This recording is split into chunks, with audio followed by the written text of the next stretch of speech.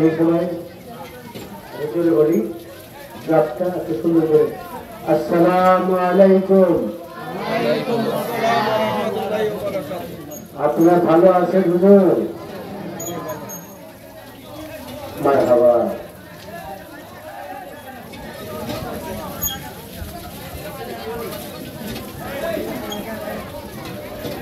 আমি যাত্রাপুর বাড়ি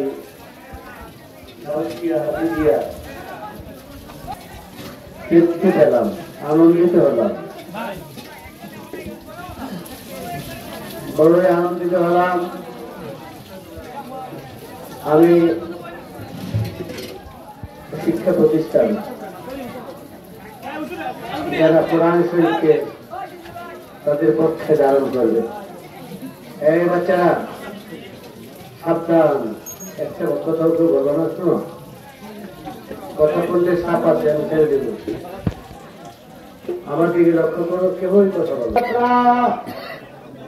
এই আয়াত কোরআনে রয়েছে, আল্লাহ বলছেন আজকে আমরা এখানে যারা আছি শুধু তারাই নয়, সারা পৃথিবীর সমস্ত মানব সৃষ্টির উদ্দেশ্যে আল্লাহ বলেন তোমরা খুশি হয়ে যাও, তোমরা খুশি হয়ে যাও। আল্লাহর কথা নবীজির জবান, আল্লাহর কথা নবীজির জবান, তোমরা খুশি হয়ে যাও। কেন খুশি হলো? কেন? এই এলাকার ইমানদার মুসলমান এই রমজানের জন্য না, এই ইমানদার মুসলমান তোমরা খুশি হয়ে যাও এই জন্যই যে আমি নবীজি এই ধরাধারে আলমে দুনিয়াতে তোমাদের কাছে এসেছি। আমি শেষ নবী, খাতামুন নবী, খাতামুন নবী, শেষ নবী যে তোমাদের কাছে এসেছি। তোমরা যে আমাদেরকে শেষ হিসেবে আখেরি জামানায় পেয়েছ, সেই জন্য তোমরা খুশি হয়ে যাও। আমরা কি খুশি হয়ে যাও? আসতে বলো, আর আসতে বলো, হাত তুলে আমার তো বুঝাও।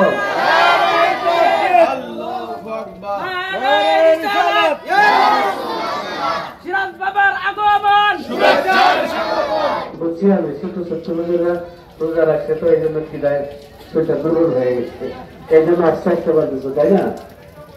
হবে না, ফেরেশতারা কিন্তু চতুর্দিকে আছে। ফেরেশতাদেরকে আল্লাহ বানাইছে তোমার আমার ডিউটি করা যায়।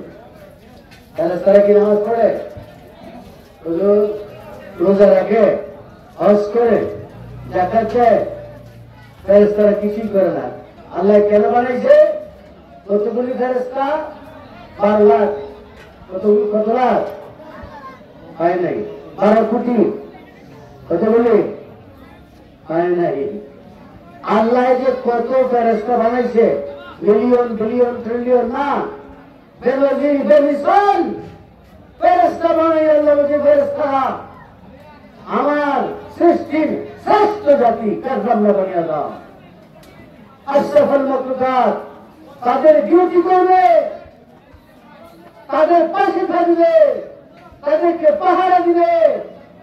সেই জন্য আমি তোমাদেরকে বানিয়েছি। খুশি না বেজা? খুশি না বেজা? তাহলে ফেরেশতাদের চাইতে সম্মানী আমরা কিনা? ফেরেশতার চাইতে সম্মানী আমরা কিনা? এই হুজুর এখন ফেরেশতার চাইতে সম্মানী আমরা, আমরা হুজুররা ফেরেশতাদের কি সম্মানী। আপনি যখন বড় হুজুর হবেন, আপনি যখন সিলেট থেকে আসবেন বাড়িতে, ফেরেশতারা পাহারা দিয়ে আপনার বাড়িতে পৌঁছাবে। খুশি না বেজা? এই জন্য আল্লাহ এলাকাতে করলাম না, মানুষরা তাকিদের জন্য। নিশ্চয়ই আমি আদমকে এই সৃষ্টির মধ্যে 80,000 আলমের মধ্যে শ্রেষ্ঠত্ব দান করেছি। খুশি না বেজা? খুশি না বেজা? এই মামলার মুসলমান আল্লাহ বলেন তোমরা খুশি হয়ে যাও, হে বান্দারা খুশি হয়ে যাও। আমরা যেমন আল্লাহর বান্দা, আমরা নবীজির বান্দা, বুঝে আসো? যেমন আল্লাহর বান্দা, নবীজির বান্দা। আল্লাহ বলেন কুলিয়া ইবাদিয়াল্লাযী কুল আমার রাসূলুল্লাহ মামুর আকুল আমার আল্লাযী হে আমার বান্দারা আমরা রাসূল পাকের উম্মত তবে কখনো ক্লাসিক ভাবে আমরা রাসূল পাকের বান্দা হয়ে যাই খুশি না বেজার খুশি না বেজার এই সম্মান আল্লাহ তাআলা তার হাবিবকে দিয়েছেন আল্লাহ বলেন নবীজি বলেন তোমরা খুশি হয়ে যাও কেন ওয়ামা